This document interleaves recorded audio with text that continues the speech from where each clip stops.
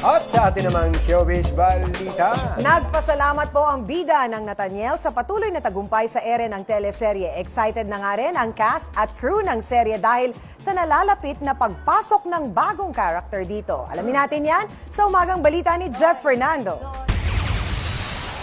Masayang nagpa-interview ang kapamilya child actor na si Marco Masa na title role sa matagumpay na teleseryeng Nathaniel at napapanood gabi-gabi sa ABS-CBN Primetime Bida. Nagpasalamat si Marco sa lahat ng tumatangkilik sa kanilang palabas. Sobrang saya po. Parang di ko po maipaliwanag yung saya.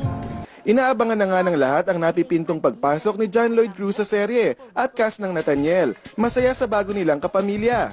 Parang na-excite po ako na parang gustong-gusto ko na po siya kagad makita. Nagbigay patikim din si Marco sa mga aabangang eksena sa Nathaniel at humiling na patuloy itong suportahan. Maglalaban po kami ni Mr. Roman. Tapos po, yung iba, secret! Salamat mga kapamilya at sa lahat ng nagsusubaybay sa palabas ko.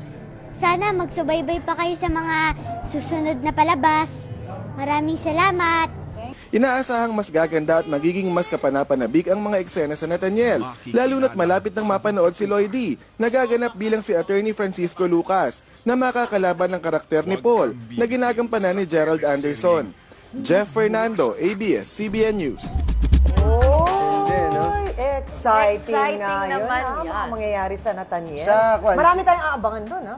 Si Gerald doon, may binabalikan sa Nathaniel, di ba? Oo. Para may binabalikan eh.